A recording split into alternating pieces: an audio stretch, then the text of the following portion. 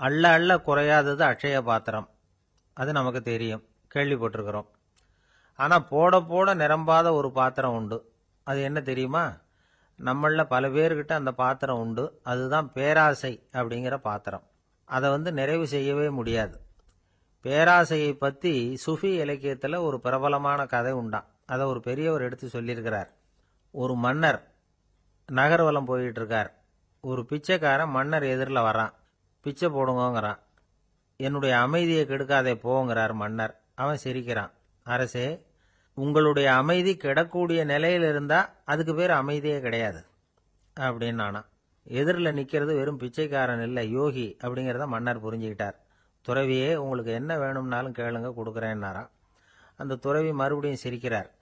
அரசே, உங்களால முடியாததையெல்லாம் கொடுக்க முடியும்னு சத்தியம் செய்யாதீங்க அப்படின்னார். மன்னருக்கு கோபம் வந்துட்டுது. என்ன இவர் இப்படி சொல்றாரு அப்படின்னு நினைச்சார். நகர்வலத்தை பாதியிலேயே நிறுத்தினார். வாங்க அரண்மனைக்குன்னார். துறவியை அழைச்சிக்கிட்டு அரண்மனைக்கு வந்துட்டார். துறவி தன்கிட்ட இருந்த பிச்சை பாத்திரத்தை நீட்டினார். இது நிறைய எனக்கு பொற்காசுகள் வேணும் அப்படின்னாராம். அவ்வளவுதானா, இது ஒரு பெரிய காரியமா அப்படின்னு கையை தட்டினாராம் மன்னர். ஒரு பெரிய தாம்பாளம் நிறைய பொற்காசுகள் சேர்ந்தது. அதை அள்ளி போட்டார். போட போட அந்த பிச்சை பாத்திரம் நிரம்பவே இல்லை. பொற்காசுகள் போட போட அவ்வளவையும் உள்ள வாங்கிக்கிட்டே இருக்குது. அரசாங்க கஜானாவே காலி ஆயிட்டுது. மூட்டை மூட்டையா பொற்காசுகளை கொட்டி பார்த்துட்டாங்க. அது முழுங்கிக்கிட்டே இருக்குது. கடைசி வரைக்கும் அந்த பிச்சை பாத்திரம் நிரம்பவே இல்லை. அரசர்கிட்ட இருந்த கர்வம் போயிட்டுது. அப்படியே பொத்துன்னு துறவி காலில் விழுந்தார். அப்போ அந்த துறவி சொன்னாராம், மன்னா, இந்த பிச்சை பாத்திரத்தை உங்களால மட்டும் இல்லை, வேற யாராலையும் நிரப்ப முடியாது. அதுக்கு என்ன காரணம்னா, இது சாதாரண பிச்சை பாத்திரம் இல்லை, பேராசைகளோட வாழ்ந்து செத்துப்போன ஒரு மனிதனின் மண்டை ஓடுது அப்படின்னாராம். பாருங்க, இதுதான் அந்த சுஃபி இலக்கிய கதை. செத்த பிறகும் நிறைவு இல்லைன்னா அது எப்பேற்பட்ட பேராசையா இருக்கும்னு யோசிச்சு பார்த்துங்க. நம்மால் ஒருத்தர் கல்யாணம் பண்ணிக்க பொண்ணு பார்த்துக்கிட்டு இருந்தார். அழகு, அறிவு, படிப்பு எதுவும் தேவையில்லை, பணம் மட்டும் இருந்தா போதும் அப்படின்னு பார்க்கறவங்க கிட்ட எல்லாம் சொல்லி வச்சார். ரொம்ப நாளைக்கு அப்புறம் ஒரு பணக்காரர் கிடைச்சார். அவர் சொன்னார், இதை பாருங்க, எனக்கு 20 வயசுல ஒரு மகள். அவளை நீங்க கல்யாணம் பண்ணிக்கிட்டா 2 லட்சம் பணம் கொடுப்பேன். 25 வயசுல ஒரு பொண்ணு, அவளை கல்யாணம் பண்ணிக்கிட்டா 2.5 லட்சம் தருவேன்.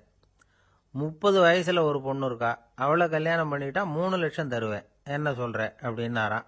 இவன் கொஞ்ச நேரம் யோசிச்சு பார்த்துருக்கான். அதுக்கப்புறம் மெதுவா அவரை நிமிந்து பார்த்து, ஏன் சார், உங்ககிட்ட 50 வயசுல ஏதாவது பொண்ணு இருக்கா அப்படின்னு கேட்டானா. ஒரு தெருவில் சில சிறுவர்கள் விளையாடிட்டு இருந்தாங்க. ஏதோ ஒரு உயரமான கல்லை நடுத்தெருவில் வச்சு அதை சுற்றி சுற்றி ஓடி வந்துகிட்டு இருக்கிறாங்க. அது என்ன விளையாட்டோ அவங்களுக்கு தான் தெரியும். கொஞ்ச நேரம் அப்படி விளையாடிக்கிட்டு இருந்தவங்க விளையாடி முடிச்சதும் அந்த கல்லை நடுத்தெருவில் அப்படியே விட்டுட்டு அவங்கவுங்க வீட்டுக்கு ஓடி போட்டாங்க. அதுக்கப்புறம் அந்த வழியா 2 பெண்கள் பேசிக்கிட்டே வந்தாங்க. பேச்சு சுவாரஸ்யத்தில் நடுத்தெருவில் இருந்த அந்த கல்லை கவனிக்கல. காலில் இடிச்சுட்டுது, லேசா ரத்தம் வந்துட்டுது. வலி தாங்கலை. காலில் இடிச்சுக்கிட்ட பொண்ணு திட்ட ஆரம்பிச்சுட்டுது. வர வர ஊர் உலகம் ரொம்ப கெட்டு போச்சு, யாருக்கும் பொறுப்பே கிடையாது பாரு, இப்படி நடுத்தருவில் பொறுப்பு இல்லாமல் இப்படி கல்லை போட்டு வச்சிருக்கிறாங்களே, இது நியாயமா அப்படின்னு சொல்லி இந்த சமூகத்தை கடுமையாக விமர்சனம் பண்ணிக்கிட்டு அவங்க போயிட்டாங்க. கொஞ்ச நேரம் கழிச்சு ஒரு வாலிபன் அந்த வழியாக வந்தான். அந்த கல்லை பார்த்தான், நின்னான். ஒரு நிமிஷம் யோசனை பண்ணான். என்ன பண்ணலாம்னு பார்த்தான். தன்னுடைய வீரத்தையும் பலத்தையும் காட்டணும்னு நினைச்சான். பின்னாடி போனான். அப்புறம் வேகமா ஓடி ஒரு சின்ன ஹை ஜம்ப், அப்படியே துள்ளி குதிச்சான். துள்ளி குதிச்சு தாண்டி அந்த பக்கமா போய் விழுந்தான். அப்படியே விசில் அடிச்சுக்கிட்டு அவன் பாட்டுக்கு நடந்து போறான். அடுத்தபடியா ஒரு காதல் ஜோடி அந்த வழியா வந்தது. நடுத்தெருவில் கல்லு கண்ணில் பட்டது. அவங்க 2 பேரும் ரொம்ப நெருக்கமா சேர்ந்து வந்துகிட்டு இருக்கிறாங்க. நடுவில் கல் இருக்கிறதுனால கொஞ்ச நேரம் 2 பேரும் விலகி மறுபடியும் இந்த பக்கம் சேர்ந்து போகணும். கொஞ்ச நேரம் நாம பிரிய வேண்டி இருக்குதே அப்படின்னு வருத்தத்தோட முணுமுணுத்துக்கிட்டே இந்த பக்கம் வந்தாங்க. அதுக்கப்புறம் வழக்கம் போல சேர்ந்து அவங்க பாட்டுக்கு எதிர்காலத்தை பத்தி கற்பனை பண்ணிக்கிட்டே போயிட்டாங்க. கடைசியா அந்த வழியா பார்வை இல்லாத ஒருத்தர் வந்துகிட்டு இருக்கார். அவர் கையில வழக்கமா வச்சிருக்கிற அந்த ஊன்றுகோல், கையில இருக்கிற அந்த ஊன்றுகோலால தனக்கு முன்னாடி அப்படியே இப்படியும் அப்படியே தட்டிக்கிட்டு பார்த்துக்கிட்டே அவர் மெதுவா நடந்து வந்துகிட்டு இருக்கிறார். வழியில இருக்கிற அந்த கல்லு தட்டுப்பட்டது. உடனே நடுத்தெருவில் ஒரு கல் இருக்குங்கிறத அவர் புரிஞ்சுக்கிட்டார். உடனே குனிஞ்சார். அந்த கல்லை தடவி பார்த்து எடுத்தார். தெரு ஓரமாக கொண்டுட்டு போய் போட்டார். அதுக்கப்புறம் அவர் பாட்டுக்கு அவர் வழியில் நடந்து போனார். இப்போ இதுல பல பேர் வந்தாங்க போனாங்க. இவங்கள பார்வை உள்ளவங்க யார், பார்வை இல்லாதவங்க யார்? இப்படி ஒரு கேள்வி கேட்டா என்ன பதில் சொல்ல முடியும்? கொஞ்சம் யோசிச்சு பார்த்தா இன்னைக்கு பல பேர் இப்படிதான் இருந்துகிட்டு இருக்கிறோம். ஒரு ஆள் பார்க்கறதுக்கு பெரிய மனுஷன் மாதிரி இருக்கார். ஒரு தெரு வழியா நடந்து வந்துகிட்டு இருந்தார். இருட்டு நேரம். வழியில ஒரு பெரிய கல்லு கிடந்தது, கருங்கல்லு. பார்த்தார். கொஞ்ச நேரம் யோசிச்சார். போய் தூக்கி பார்த்தா ரொம்ப கனமா இருந்தது. இன்னொரு ஆள் சேர்ந்தாதான் தூக்க முடியும். இவர் உடனே ரோட்டோரமா போய் ஒரு மரத்தடியில உட்காந்துக்கிட்டார். ரெண்டு பக்கமும் பார்த்துக்கிட்டே இருக்கார், யாராவது வர்றாங்களான்னு. கொஞ்ச நேரத்துல ஒருத்தர் வந்தார், இவருக்கு தெரிஞ்சவர். என்னங்க இந்த நேரத்துல இங்க உட்காந்துருக்குறீங்கன்னு கேட்டார் அவர். அதோ அந்த கருங்கல் அப்படின்னு சுட்டி காட்டினார். ஓ, அதை தூக்கி ஓரமா போடணுமா? வாங்க ரெண்டு பேரும் தூக்கலான்னார் வந்தவர். நான் அதுக்காக உட்காந்துருக்கலன்னார் இவர். பின்ன வேற எதுக்காகன்னார் அவர். ஒரு மனுஷன் கருங்கல்லுல காலை இடிச்சுக்கிட்டான்னா எப்படி துள்ளுவான்னு பார்க்கணுங்கிறது எனக்கு ரொம்ப நாளா ஒரு ஆசை. அதுக்காக தான் உட்காந்துருக்கிறேன் அப்படின்னாராம். ஒரு பெரியவர் உட்கார்ந்துருக்கிறார். அவரை சுத்தி அவருடைய தோழர்கள் உட்கார்ந்துருக்கிறாங்க. ஏதோ ஒரு முக்கியமான செய்தியை அவர் அவங்களுக்கு சொல்லிட்டு இருக்கிறார். அவங்களும் ஆர்வமா கேட்டுக்கிட்டு இருக்கிறாங்க. இந்த சமயத்துல யாரோ ஒரு ஆள் வேகமா அங்க வர்றார். வர்ற வேகத்திலேயே எனக்கு ஏதாவது உதவி செய்யுங்க அப்படின்னு கேட்டுக்கிட்டே வர்றார். கேட்கறது உதவி, ஆனா குரல் மிரட்டுறது மாதிரி இருக்கு, அதட்டி கேட்கறது மாதிரி இருக்கு. இதை கேட்டதும் அந்த பெரியவர் ஆத்திரப்படலை, ஆனா அவரை சுத்தி இருந்தவங்க ஆத்திரப்பட்டாங்க. இதை பெரியவர் கவனிச்சார். கொஞ்சம் அமைதியா இருங்கன்னார். வந்தவரை கூப்பிட்டார். அவருக்கு சில பொருள்களை கொடுத்தார். என்னங்க இப்போ உங்களுக்கு மகிழ்ச்சி தானே அப்படின்னார். ஆ அப்படின்னு அலட்சியமா அவர் சொல்றார். நான் உங்களை நல்ல முறையில் நடத்தினேன்னா அப்படின்னு கேட்குறாரு அவர் மறுபடியும். அதெல்லாம் ஒன்றும் இல்லை அப்படின்னு சொல்லி அவர் சொல்லிட்டு இருக்கிறாரு. குரலில் கடுமை குறையில. சுற்றி இருந்தவங்களால இதை பொறுத்துக்க முடியல. கோபத்தோடு அவரை நோக்கி நெருங்க ஆரம்பிச்சாங்க. பெரியவர் அவங்களையெல்லாம் தடுத்து நிறுத்தினார். வந்தவரை வாங்க என்னோட அப்படின்னு சொல்லி அழைச்சிட்டு போனார். வீட்டுக்கு போனார். அங்கே போனதும் இன்னும் சில பொருள்களை எடுத்து அவர்கிட்ட கொடுத்தார். இப்போ திருப்தி தானே, நான் உங்ககிட்ட நல்ல முறையில் நடந்துக்கிட்டேனா அப்படின்னார். அவர் முகம் இப்போதான் கொஞ்சம் மலர்ந்தது. ரொம்ப நன்றி, இறைவன் உங்கள் குடும்பத்துக்கு எல்லா நன்மைகளையும் செய்வான் அப்படின்னு சொன்னார்.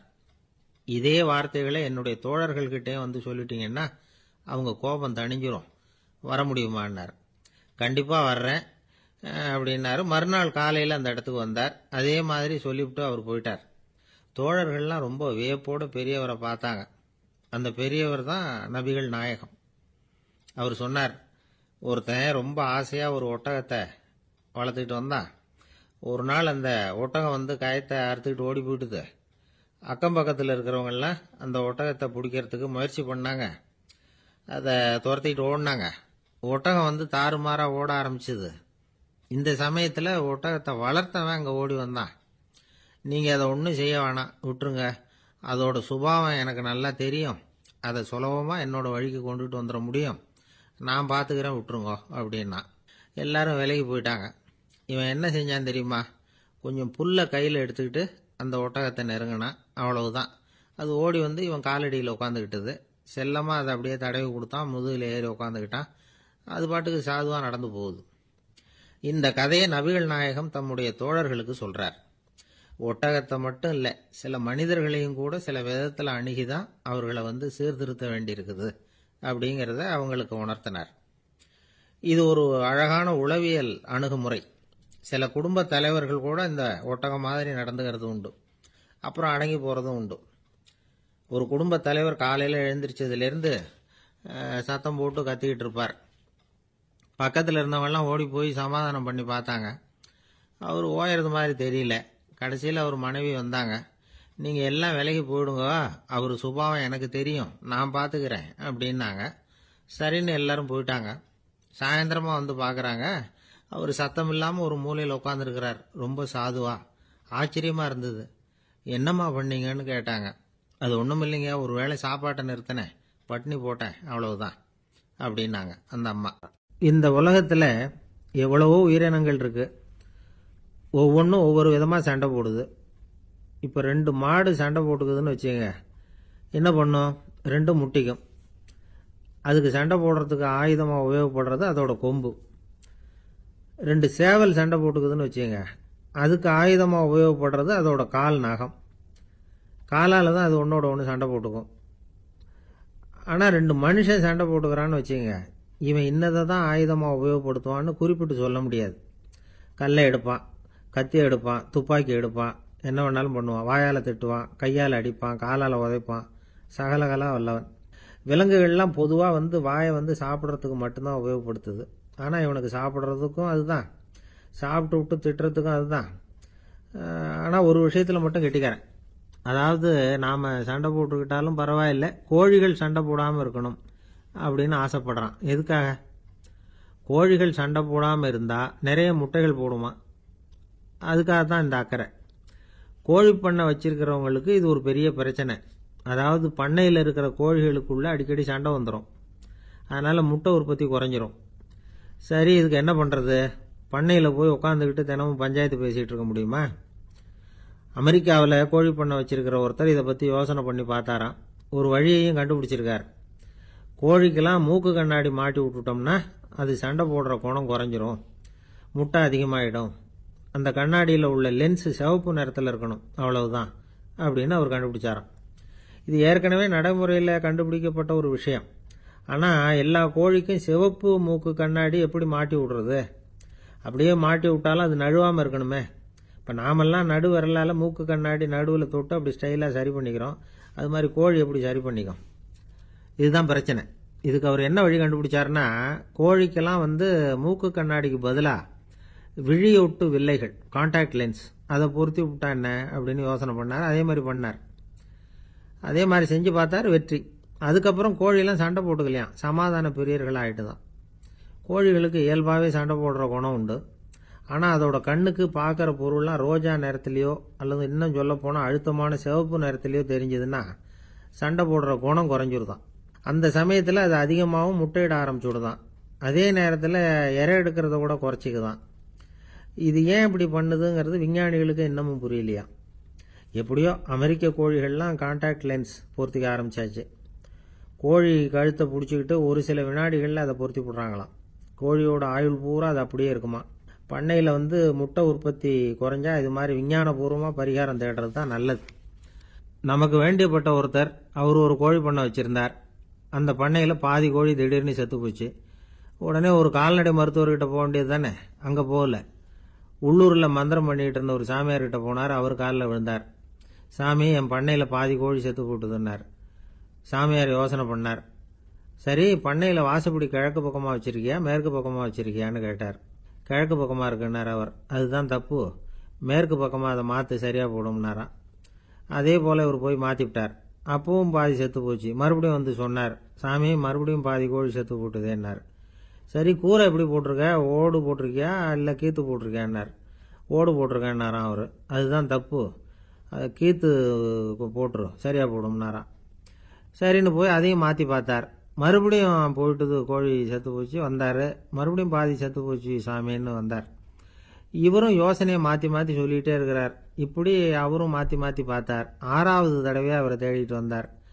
அந்த சமயத்தில் இவர் ரொம்ப தீவிரமாக யோசனை பண்ணி பார்த்துட்டு, அது சரிப்பா, நீயும் என்கிட்ட சளைக்காமல் வந்துக்கிட்டு இருக்கிற, நானும் யோசனை சொல்லிகிட்டு இருக்கேன்.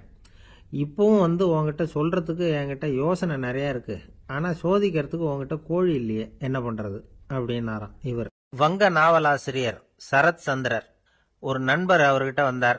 வழக்கமாக எல்லா எழுத்தாளர்கள்கிட்டையும் கேட்குற ஒரு கேள்வியை கேட்டார். நீங்கள் எழுத்துத்துறைக்கு வந்தது எப்படி? இதுதான் கேள்வி. அதை தெரிஞ்சு என்ன பிரயோஜனம்னார் சரத் சந்திரர். சும்மா சொல்லுங்களேன், தெரிஞ்சுக்கிறேன் அப்படின்னார் வந்தவர். சரி சொல்கிறேன்னு ஆரம்பித்தார். நான் ரங்கூனில் வேலை பார்த்துக்கிட்டு இருந்தேன். சம்பளம் பத்தல. வேலையும் பார்த்துக்கிட்டு ஒரு பலசரக்கு கடை வைக்கலாம்னு நினச்சேன். என்னால் மளிகை கடை வச்சு சரியாக நடத்த முடியுமாங்கிற சந்தேகம் என் மனைவிக்கு. அதை சோதனை பண்ணி பார்க்கணுங்கிறதுக்காக சில பொருள்களின் அளவு, அதோட விலை, இப்படி சிலதை சொல்லி எல்லாத்தையும் மனக்கணக்காக கூட்டி போட சொன்னாங்க. என்னால் சரியாக கூட்டி சொல்ல முடியல. உங்களால் மளிகை கடை நடத்த முடியாதுன்னு சொல்லிவிட்டாங்க. உடனே என்ன பண்ணுறது, வேறு வழி இல்லை, கதை எழுத ஆரம்பிச்சிட்டேன் அப்படின்னார். கேட்டவருக்கு சிரிப்பு வந்துட்டு தான்.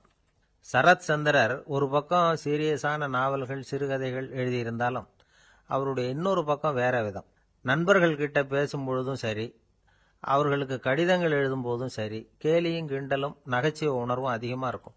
காந்திஜி ஒரு சமயம் கல்கத்தாவுக்கு வந்திருந்தார். தேசபக்தர்கள் பல பேர் அவர்கிட்ட பேசிக்கிட்டு இருந்தாங்க. அப்போ சரத் சந்திரரும் அங்க இருந்தார். கிரண் சங்கர் ராய் அப்படிங்கிறவரும் அங்க இருந்தார். அவர் சொன்னாராம், காந்திஜியோட பழகிய முதல் வங்காளி நான் தான். போயர் யுத்த காலத்துல இவர் லண்டனுக்கு வந்திருந்தப்போ என்கிட்ட தான் வங்காள மொழி கத்துக்கிட்டார் அப்படின்னாராம். உடனே சரத் சந்திரர் காந்திஜியை பார்த்து, இவர் உங்களுக்கு வங்காள மொழி கத்து கொடுத்தது உண்மைதானா அப்படின்னாராம். ஆமான்னாராம் காந்தி. அதனாலதான் உங்களால வங்காள மொழி கத்துக்க முடியல அப்படின்னாராம். எல்லாரும் சிரிச்சாங்களாம். சரத் சந்திரர் சாம்தாபேர் அப்படிங்கிற கிராமத்துல தங்கியிருந்தார் ஒரு இலக்கிய நிகழ்ச்சியில கலந்துக்கிறதுக்காக. அதுக்காக ஒரு கல்கத்தாவுக்கு போக வேண்டிய சூழ்நிலை. அதுக்காக புறப்பட்டார். அந்த சமயத்துல பின்னாடி இருந்து யாரோ அவரை கூப்பிட்டாங்க. இப்படி கூப்பிட்டவரை பார்த்து இன்னொருத்தர் யாரோ அதட்டி இருக்கிறாங்க. போகிறவரை ஏன் இப்படி கூப்பிடுறீங்க அப்படின்னு. ஏன் கூப்பிட்டா என்னன்னு கேட்டிருக்கார் சரத் சந்திரர். புறப்படுறவங்கள பின்னாடி இருந்து கூப்பிடுறது அபசகனம், போற இடத்துல ஏதாவது ஆபத்து வரலாம் அப்படின்னு அதுக்கு விளக்கம் கொடுத்திருக்கிறார் அவர். உடனே சரத் சந்திரர் சொன்னாராம், இதோ இவங்க என்ன இலக்கிய கூட்டத்துக்கு அழைச்சிட்டு போறாங்களே, இதை விட வேற என்ன ஆபத்து வந்துட போகுது அப்படின்னாராம். இப்படி சரத் சந்திரருக்கு இயல்பாவே நகைச்சுவை உணர்வு உண்டு. அவருடைய நண்பர் ஒருத்தர் வீட்டுக்கு கூப்பிட்டு இருந்தார். அங்க ஒரு கச்சேரிக்கு ஏற்பாடு பண்ணியிருந்தாங்க. சரத் சந்திரருக்கு இயல்பாவே கச்சேரியில நீண்ட ஆலோசனையெல்லாம் கேட்கறதுக்கு பொறுமை இருக்காது. அதனால மெதுவா பாட போறவர் எப்படி அப்படின்னு கேட்டிருக்கார். அவருக்கு ரொம்ப நல்லா பாட தெரியும் அப்படின்னு சொல்லியிருக்கிறாங்க. அதுக்கு சரத் சந்திரர், பாட தெரியுங்கிறது சரி, பாட்டை நிறுத்த தெரியுமா அதை சொல்லுங்க முதல்ல அப்படின்னாராம். என்னுடைய நண்பர் ஒருத்தர் ஆழ்ந்த சிந்தனையில் இருந்தார். என்ன யோசனை பண்றீங்கன்னு கேட்டேன். தலைவர் ஆகணும்னு பார்க்கறேன், அதுதான் என்ன வழின்னு யோசிச்சுக்கிட்டு இருக்கேன்னார். நான் கூட அது மாதிரி யோசிச்சு பார்த்தேன். அதுக்கப்புறம் அந்த யோசனையை கை விட்டுட்டேன் அப்படின்னோம். ஏன்னு கேட்டார். அதுக்கான தகுதிகள் நமக்கு இல்லைங்கிறது புரியுது. அது நமக்கு புரியறத விட நம்ம விட மற்றவங்களுக்கு நல்லா புரிஞ்சு போச்சு. அதனால பேசாம கம்முன்னு இருந்துடுறது தான் நல்லது அப்படின்னோம். தலைவர் ஆகிறதுக்கு தகுதிகள் வேற உண்டோ அப்படின்னு கேட்டார். அவர் யதார்த்தமாக தான் கேட்குறார். நாங்கள் உடனே எங்ககிட்ட இருந்த ஒரு புஸ்தகத்தை எடுத்து அவர்கிட்ட கொடுத்தோம். படித்து பாருங்கன்னு. தலைவர் ஆகிறதுக்கு என்ன வழி அப்படிங்கிறத பற்றி அதில் போட்டிருக்கிறாங்க. முதல் வழி என்ன தெரியுமா? ஒரு 4 பேர் முன்னாடி இல்லைன்னா ஒரு கூட்டத்துக்கு முன்னாடி நீங்கள் பேச போறீங்க. அப்போ எப்படி ஆரம்பிக்கணும்னா, உண்மையான புகழ்ச்சி, நேர்மையான பாராட்டு, இதோடு ஆரம்பிக்கணும். எடுத்ததுமே அது சரியில்லை இது சரியில்லைன்னு பேசிட்டு இருக்கக்கூடாது. மக்களை பார்த்து நீங்க தான் தப்பு பண்ணிவிட்டீங்க அப்படின்னு நேரடியாக சொல்லக்கூடாது. தவறு இருந்தாலும் அதை மறைமுகமா ஏதாவது கதை சொல்லி அதிலிருந்து அவங்க புரிஞ்சுக்கிற மாதிரி செய்யணும். அடுத்தவங்க பண்ண தப்பு என்னன்னு அலசறதுக்கு முன்னாடி நீங்க பண்ணின தப்பு என்னங்கிறத பத்தியே பேசுங்க. எதுக்கும் நேரடியா உத்தரவு போட்டுக்கிட்டு இருக்கக்கூடாது. இதை நீங்க செய்யணும் அப்படின்னு சொல்றதுக்கு பதிலா நீங்க இப்படி செஞ்சா எப்படி இருக்கும் அப்படின்னு கேள்வி மாதிரி கேட்கணுமா. இப்படி கேட்டா அது உத்தரவு மாதிரி தெரியாதான். அடுத்தவங்க மரியாதையை காப்பாத்துறது மாதிரி பேசணுமா. உங்க பேச்சு இன்னொருத்தரை அவமானப்படுத்துறது மாதிரி இருக்கக்கூடாதான். ஏண்டா இவங்கிட்ட போய் மாட்டிக்கிட்டோம்னு யாரும் நினைச்சிடக்கூடாது. ஒவ்வொரு சின்ன வளர்ச்சியையும் பாராட்டணும். வெற்றி சாதாரணமா இருந்தாலும் பாராட்டாம இருந்துடக்கூடாது. பாராட்டும் பொழுது தாராளமா இருக்கணும். குறை சொல்லும் பொழுது கவனமா இருக்கணும். வாய்க்கு வந்தபடி பேசிவிட்டா அதுக்கப்புறம் வகையா மாட்டிட்டு முழிக்க வேண்டியிருக்கும்.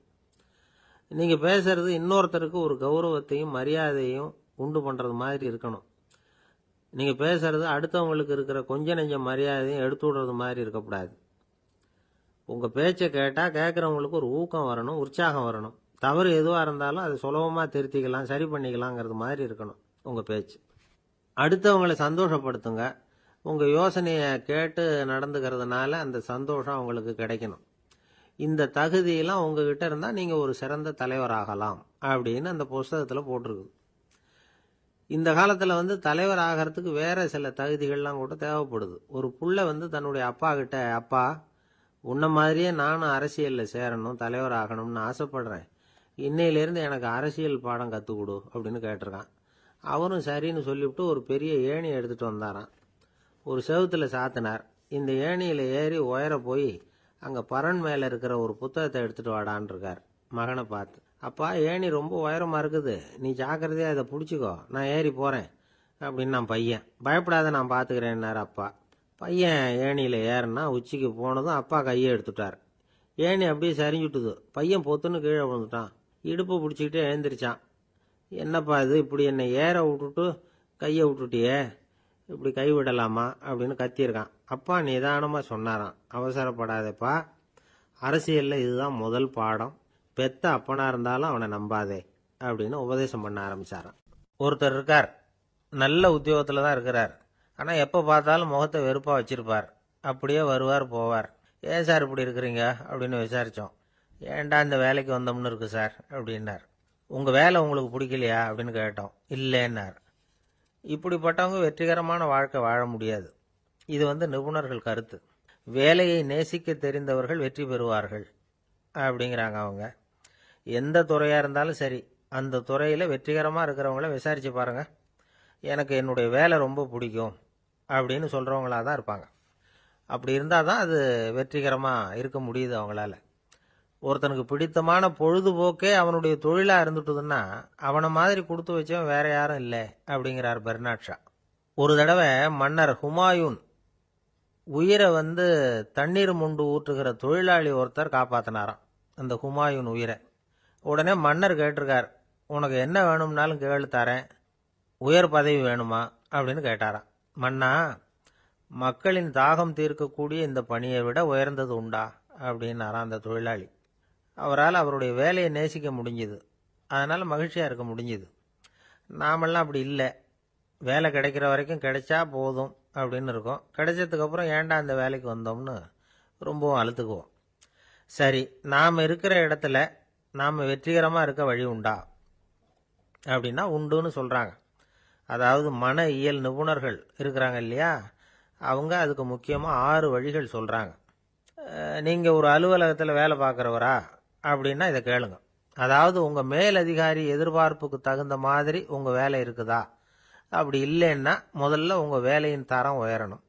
உங்களுக்கு மேலே கீழே வேலை பார்க்குற பணியாளர்கள்கிட்ட நல்ல விதமாக பழகிறீங்களா? அந்த உறவு முறையில் ஏதாவது குறை இருந்தால் அதை கண்டுபிடிச்சி சரி பண்ணுங்க. நம்பிக்கைக்கு உரியவர் அப்படின்னு நீங்கள் பேர் எடுக்கணும். நீங்கள் எடுக்கிற முடிவு நல்ல முடிவாக தான் இருக்கும் அப்படின்னு அடுத்தவங்க சொல்லணும். உங்கள் தோற்றத்துக்கு முக்கியத்துவம் கொடுங்க. இது மனம் உடல் ரெண்டும் சம்பந்தப்பட்டது. அதனால் மனசையும் ஆரோக்கியமாக வச்சுருக்கணும், உடம்பையும் ஆரோக்கியமாக வச்சுருக்கணும். உங்களுடைய நிர்வாகம் செயல்படுற விதத்தை நல்லா புரிஞ்சு வச்சுக்கணும். உங்களுடைய நிர்வாகம் இப்போ ஒரு காரியம் செய்யுதுன்னு வச்சுங்க, ஏன் அப்படி செய்யுது, எதுக்காக அப்படி செய்யுது, அதனுடைய குறிக்கோள் என்ன, அது நீடிக்கிறதுக்கு காரணம் என்ன, இதையெல்லாம் தெரிஞ்சுக்கணும். சிரிப்புக்கு வஞ்சகம் பண்ணக்கூடாது. நல்லா சிரிக்கணும், அப்போ தான் அது திரும்ப கிடைக்கும். கடந்த கால தோல்வியை பற்றி கவலைப்படக்கூடாது. முதலாளி விருப்பம் தெரிஞ்சு நடந்துக்கிறது நல்லது தான். அதுக்காக காக்கா பிடிக்கணுங்கிற அவசியம் இல்லை. உங்களுக்கு ஒரு பொறுப்பான வேலை கிடைக்குது, உடனே சத்தம் குழப்பம் அப்படின்னு சூழ்நிலையை இறுக்கமாக ஆக்கிடக்கூடாது.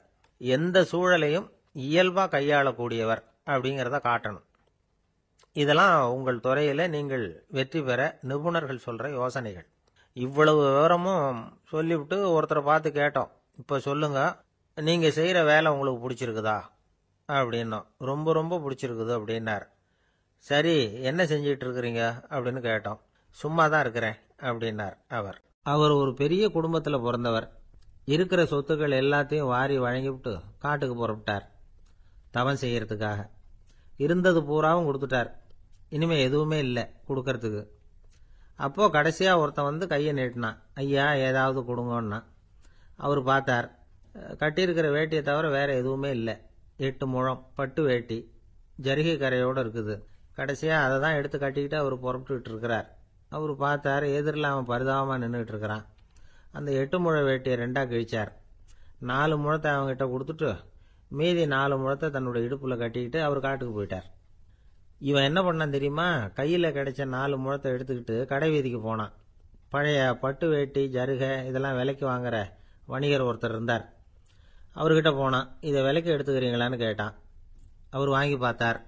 ஆகா, ரொம்ப அருமையான வேட்டி, விலை வசந்த ஜருகை, இது ஏது உனக்குன்னு கேட்டார். அவன் நடந்ததை சொன்னான்.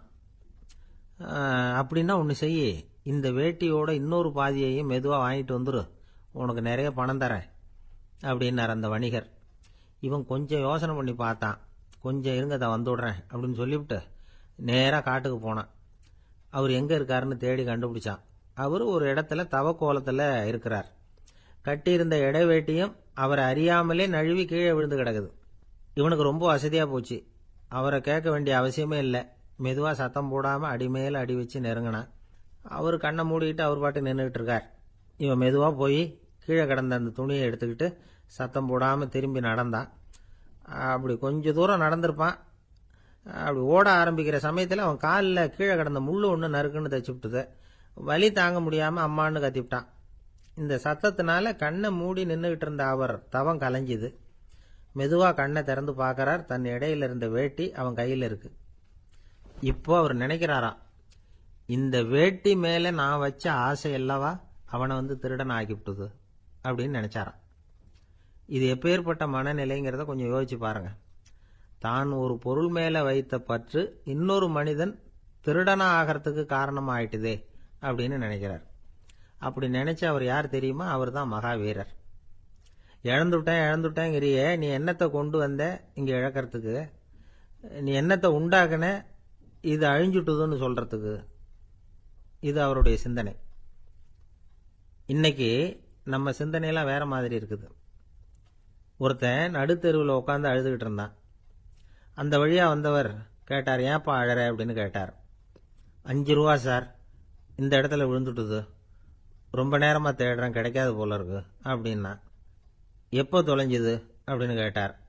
அது எனக்கு தெரியாது சார், பணத்தை தொலைச்சவன் தேடி பார்த்துட்டு போயிட்டான், நான் அவனுக்கு பின்னாடி தேட வந்தவன் அப்படின்னு சொல்லிவிட்டு மறுபடியும் தேட ஆரம்பிச்சானான். அமெரிக்க ஜனாதிபதி ஆப்ரஹாம் லிங்கன் ஒரு நாள் தன்னோட கோச்சு வண்டியில் தலைநகரான வாஷிங்டனுக்கு போயிட்டு இருக்கிறார். கோச்சு வண்டி ஒரு சாலையில் போயிட்டு இருக்கு. அந்த சாலைக்கு ஒரு பக்கத்தில் பயங்கரமான சதுப்பு நிலம். சதுப்பு நிலம்னா அது புதைகுழி, புதை மணல்ங்கிறோம்ல, அது மாதிரி. அந்த சதுப்பு நிலத்தில் யாராவது மாட்டிக்கிட்டா அவ்வளவுதான், ஆளை கொஞ்சம் கொஞ்சமாக உள்ள அமுக்கிவிடும், தப்பிச்சு கரையேறது கஷ்டம். அப்படிப்பட்ட நிலம் அது. ஆப்ரஹாம் லிங்கன் ஏதோ ஒரு முக்கியமான அரசாங்க வேலையாக போயிட்டு திரும்பி வந்துகிட்டு இருக்கிறார். அதனால் அந்த சமயத்தில் அவர் விலை உசந்த ஆடைகளை அணிஞ்சிருக்கிறார். அப்படி அவர் அந்த கோச்சு வண்டியில் வந்துகிட்டு இருக்கிறாரு. அந்த சமயத்தில் ஒரு காட்சி அவர் கண்ணில் போட்டுட்டுது. என்ன தெரியுமா? ரோட்டுக்கு பக்கத்தில் இருந்த சதுப்பு நிலத்தில் ஒரு இளம் பன்றி குட்டி சிக்கிக்கிட்டு தவிச்சிக்கிட்டு இருக்குது. பரிதாபமாக கத்திக்கிட்டு இருக்குது. அதை பார்த்தார் லிங்கன். அவருக்கு என்ன மாதிரி ஆயிட்டுது. உடனே வண்டியை நிறுத்த சொன்னார். கீழே இறங்கினார். தன்னோட விலை உசந்த ஆடைகளை பற்றி லட்சியம் பண்ணவே இல்லை. தனக்கே ஆபத்து வரலாம்ங்கிறத பற்றியும் கவலைப்படலை. தான் ஒரு குடியரசுத் தலைவருங்கிறத பற்றியும் அவர் நினச்சி பார்க்கல. நேராக அந்த சதுப்பு நிலம் பக்கமாக போனார். அந்த சேத்துல இறங்கி பன்றிக்குட்டியை காப்பாற்றி கரைக்கு கொண்டுட்டு வந்து சேர்த்துட்டார். அதுக்கப்புறம் நிம்மதியாக கோச்சு வண்டியில் ஏறி வெள்ள மாளிகைக்கு வந்து சேர்ந்தார். ட்ரெஸ்ஸு உடம்பு பூரா சேறு சகதி. பார்க்குறவங்களுக்கெல்லாம் ஆச்சரியமாக போச்சு. அவங்களுக்கு ஒன்றும் புரியல. இவர் நேராக ட்ரெஸ்ஸு மாற்றிக்கிறதுக்காக போனார். கோச்சு வண்டி ஓட்டிகிட்டு வந்தவங்கிட்ட போய் எல்லாரும் கேட்டாங்க, என்ன ஆச்சு அப்படின்னு. அவர் வர்ற வழியில் நடந்த விவரத்தை சொன்னார். ஆப்ரஹாம் லிங்கனுடைய இந்த இறக்க குணத்தை எல்லாரும் பாராட்டினாங்களாம், புகழ்ந்தாங்களாம். ஆனால் இதுக்கு லிங்கன் என்ன பதில் சொன்னார் தெரியுமா? தயவு பண்ணி இந்த புகழ்ச்சியான பேச்சையெல்லாம் ஒதுக்குங்க, அதெல்லாம் வேணாம். அந்த சின்ன பிராணி சகதியில் மாட்டிக்கிட்டு துடிச்சிக்கிட்டு இருந்தது, அதை பார்த்தேன். உடனே என்னுடைய இதயத்தில் ஒரு முள்ளு தைச்சது மாதிரி ஒரு உணர்வு. அந்த முள்ளை பிடுங்கி எறிஞ்சேன், அவ்வளவுதான். உண்மையில் அந்த பிராணிக்கு நான் வந்து உதவினேங்கிறத விட எனக்கு ஏற்பட்ட இன்னலை போக்கிட்டேன் அப்படிங்கிறது தான் உண்மை. அதுதான் பொருத்தம். அப்படி இருக்கிறப்போ இதில் புகழறதுக்கு என்ன இருக்குது அப்படின்னாராம் ஆப்ரஹாம் லிங்கன். எவ்வளவு யதார்த்தமான வார்த்தைகள் பாருங்க. இந்த காலத்தில் நம்மளையும் பல பேர் அப்படி உண்டு. நீச்சல் தெரியாத ஒரு ஆள் தண்ணியில் இறங்கிட்டான். தண்ணி ஆழம்ங்கிறது அப்புறமா தான் தெரிஞ்சுது. தத்தளிக்க ஆரம்பிச்சுட்டான். வாழ்னு கத்துறான். கரையில் நின்றுட்டு இருந்த ஒருத்தர் இதை பார்த்தார். உடனே அவருக்கு இதயத்தில் முள்ளு தைச்சது மாதிரி ஒரு உணர்வு. உடனே குபீர்னு தண்ணியில் பாஞ்சார். அவரை காப்பாற்றி கரைக்கு கொண்டுட்டு வந்து சேர்த்தார். இதை பார்த்துக்கிட்டு இருந்த இன்னொருத்தர் காப்பாற்றின அந்த ஆளை பாராட்டி புகழ்ந்தார். என்ன புகழாதீங்க சார் அப்படின்னார் அவர். ஏன்னு கேட்டார் இவர். நான் அந்த ஆளை ஏன் காப்பாற்றினேன் தெரியுமா?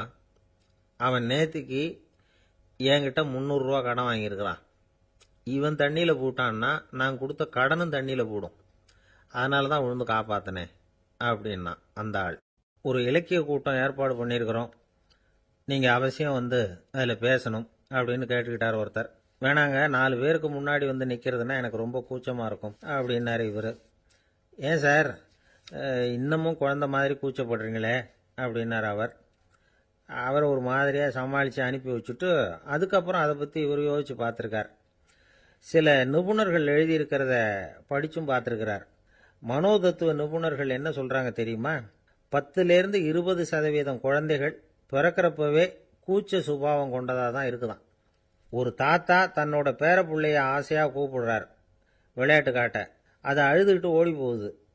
ஒரு அம்மா தன்னோட பிள்ளைய பள்ளிக்கூடத்தில் சேர்க்கறதுக்காக கூப்பிட்டுக்கிட்டு போகிறாங்க.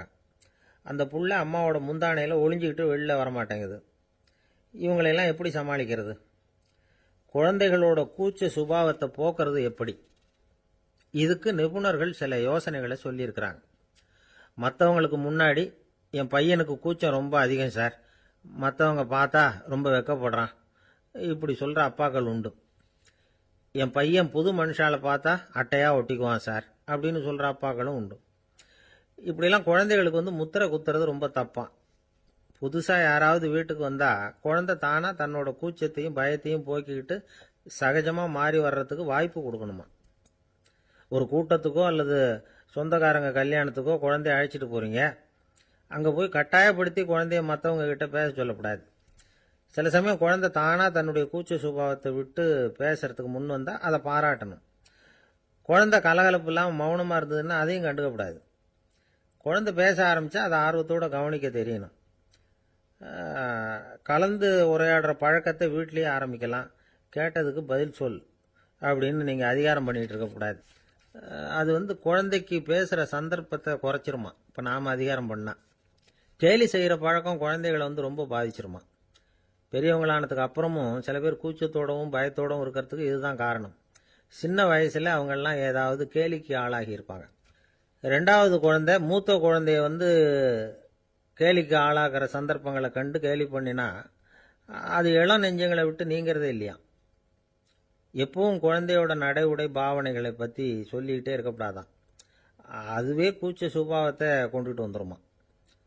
அப்பா எங்கன்னு யாராவது கேட்டால் இது மாதிரி இன்ன காரியத்துக்காக வெளியில் போயிருக்கார், இத்தனை மணிக்கு திரும்பி வருவார் அப்படின்னு சொல்கிற அளவுக்கு குழந்தைகளை வந்து பழக்கப்படுத்தி வைக்கணும். ஃபோன்லேயே யாராவது விசாரித்தா கூட இது மாதிரி பதில் சொல்லு அப்படின்னு சொல்லணும். சின்ன சின்ன மீட்டிங்கில் 4 வார்த்தை பேச தயார் பண்ணலாம்.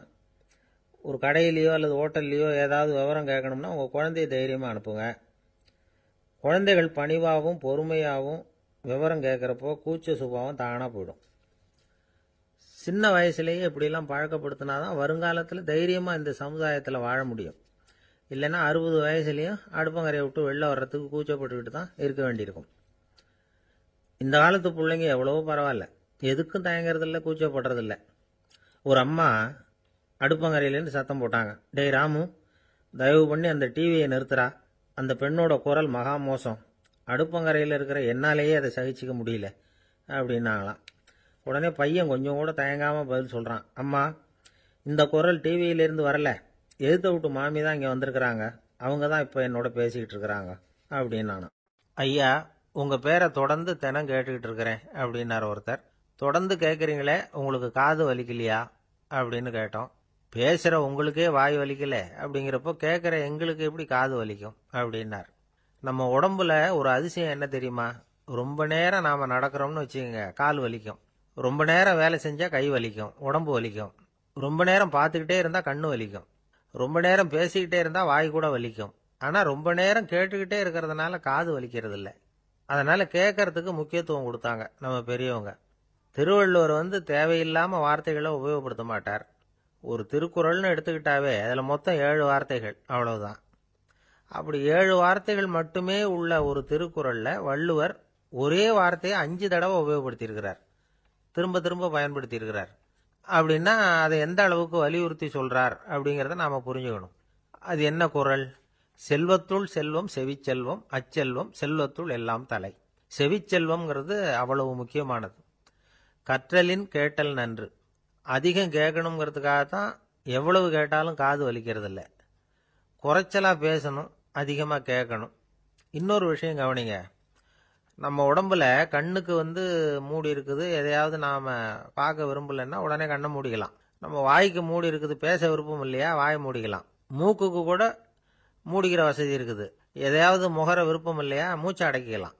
ஆனால் பாருங்க, காதுக்கு மூடி கிடையாது. அதை கையால் தான் மூட முடியும். யார் என்ன சொன்னாலும் அது நல்லதோ கெட்டதோ காதில் விழுந்துக்கிட்டு தான் இருக்கும். அறிவு தான் நல்ல விஷயங்களை எடுத்துக்கிட்டு கெட்ட விஷயங்களை விட்டுடணும். நல்ல கருத்துக்கள் நம்ம காதில் நிறைய விழுந்துக்கிட்டே இருக்கணும். அதை கேட்டு நாம் நல்லபடியாக வாழணுங்கிறது தான் படைப்பின் விருப்பம். ஆன்மீகவாதிகள் கூட ஒன்று சொல்லுவாங்க. அதாவது, ஆன்மீக பாதையில் நீங்கள் முன்னேறணும்னா முதல்ல சிரவணம் செய்யணும்பாங்க. அதாவது பெரியவங்க சொல்கிற நல்ல கருத்துக்களை கேட்கணும் அப்படின்னு அதுக்கு அர்த்தம். அதனால் யார் நல்ல கருத்துக்களை சொன்னாலும் அதை காது கொடுத்து கேளுங்க. இவ்வளவு கருத்துக்களையும் நம்ம நேயர் ஒருத்தர்கிட்ட சொல்லிகிட்டு இருந்தோம். அவரும் சரி சரின்னு தலையாடிக்கிட்டே இருந்தார். அப்புறம் சொன்னார், நீங்கள் சொல்கிறது சரிதான் சார், காதுக்கு மூடி இல்லைங்கிறது ரொம்ப சரி. அதனால தான் உங்கள் தகவல் கூட நாங்கள் விரும்புகிறோமோ இல்லையோ தினம் காதில் விழுந்துக்கிட்டு இருக்குது அப்படின்னார். எங்களுக்கு ரொம்ப பெருமையாக இருந்தது. அப்படியா அப்படின்னோம். ஆனாலும் என்ன மாதிரி சில பேர் நீங்கள் தகவல் சொல்கிற சமயத்தில் காதில் மூடி இல்லையேன்னு சொல்லி கவலைப்படுறதில்ல சார் அப்படின்னார். ஏன்னு கேட்டோம். காதை மூடுறதுக்கு தானே வசதி இல்லை, ரேடியோவை மூடுறதுக்கு வசதி இருக்குதுல்ல, அதனால் டக்குன்னு அதை மூடி வச்சுருவோம் அப்படின்னார். அம்மாக்காரங்களுக்கு அடிக்கடி ஏற்படுற கவலை ஒன்று உண்டு. அதாவது, குழந்தை சரியாக சாப்பிட மாட்டேங்குதே அப்படிங்கிற கவலை. இவங்கெல்லாம் ஒரு விஷயத்தை நல்லா புரிஞ்சுக்கணும். குழந்தைகள்ங்கிறவங்க பெரியவங்க மாதிரி இல்லை. அவங்க கடிகாரத்தில் மணியை பார்த்துட்டு சாப்பிட்றதுக்கு உட்கார்ற ரகம் கிடையாது. பசிச்சா சாப்பிடுவாங்க, இல்லைன்னா விளையாடுவாங்க அல்லது தூங்குவாங்க. அது புரியாமல் அவங்கள கட்டாயப்படுத்தி அல்லது மிரட்டி சாப்பிட வைக்கிறது ரொம்ப தப்பு. ஒரு 8 மாத குழந்தைக்கு 3 மணி நேரத்துக்கு ஒரு தடவை பசிக்கும். அந்த நேரம் பார்த்து சாப்பாடு கொடுத்தா அடம் பண்ணாமல் அது பாட்டுக்கு சாப்பிட்றோம். அதே குழந்தைக்கு 1 வயசு ஆகிறப்போ 4 மணி நேரத்துக்கு ஒரு தடவை பசிக்கும். இந்த வயசில் இயற்கையாகவே பசி குறைஞ்சிருக்கும். அது புரியாமல் என் குழந்தை முன்னாடி மாதிரி இப்போ சரியாக சாப்பிட மாட்டேங்கிறான் அப்படின்னு சில பேர் டாக்டர்கிட்ட போய் சொல்லிக்கிட்டு இருப்பாங்க. இன்னொரு விஷயம், ஒரு குழந்தைக்கு வயசு அதிகமாகிற வேகத்துக்கு உடம்பு எடையும் அதிகமாகிக்கிட்டே போகாது. உடம்பு எடை அதிகமாகிற வேகம் குறைஞ்சிக்கிட்டே வரும். 6 மாத குழந்தைக்கு ஒரு வாரத்தில் 150 கிராம் எடை கூடும். ஒரு வயசில் வாரத்துக்கு 71 கிராம் எடை கூடும். இது புரியாமல் அதிகமாக சாப்பாட்டை கொடுத்து குழந்தைய கஷ்டப்படுத்தக்கூடாது. ஏன்னா அளவுக்கு மீறின உணவு அஜீரணத்தை உண்டு பண்ணிவிடும். குழந்தைக்கு ஒரு தட்டில் கொஞ்சமாக ஆகாரத்தை வச்சு கொண்டுகிட்டு போய் கொடுக்கணும். மலை மாதிரி குவிச்சு வச்சா அதை பார்த்ததுமே பசி அடங்கி போயிடும். அடித்து மிரட்டி பயமுறுத்தி குழந்தைய சாப்பிட வைக்கிற பழக்கம் இருக்குது பாருங்கள், அதுக்கு ஃபுட் ஃபோர்ஸிங் அப்படின்னு பேர். இப்படி பண்ணுனா குழந்தைக்கு சாப்பாட்டில் விருப்பம் குறைஞ்சிரும், அதை கண்டாவே வெறுக்க ஆரம்பிச்சிடும்.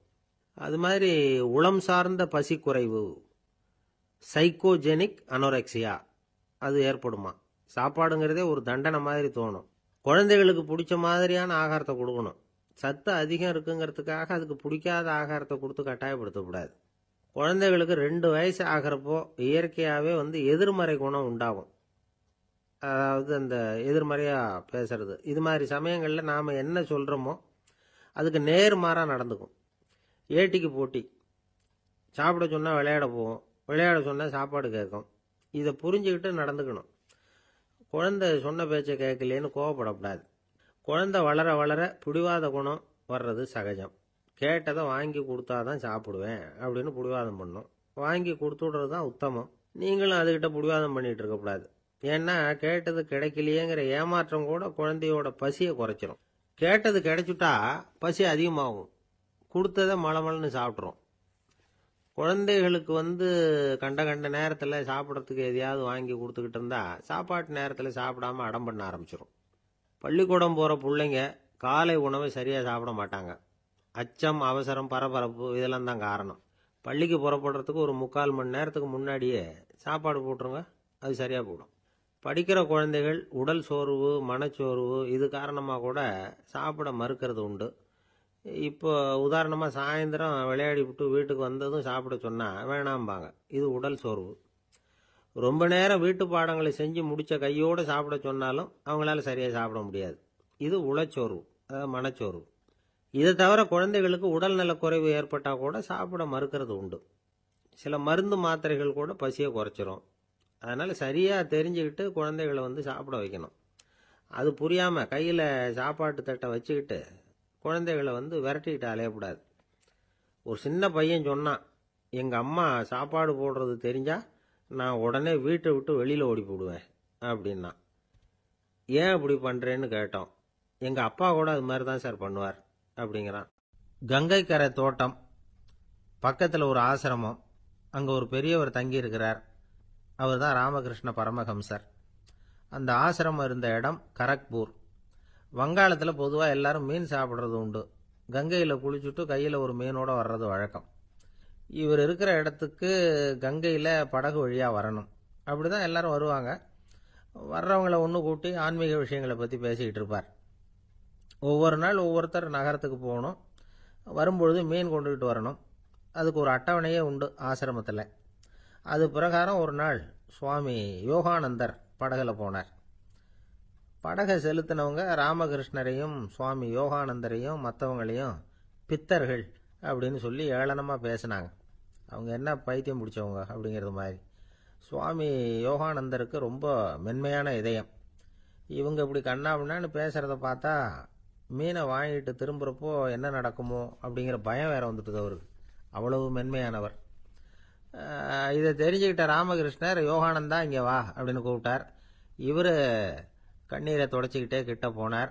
சொன்னார், ஐயா, படகு ஓட்டுறவங்க உங்களை பற்றி மோசமாக பேசுகிறாங்க. என்ன திட்டினா பரவாயில்ல, ஆனால் உங்களை அவங்க திட்டுறாங்க. அதை என்னால் தாங்கிக்க முடியல அப்படின்னார். இதை கேட்டதும் ராமகிருஷ்ணருக்கு கோபம் வந்துட்டு தான்.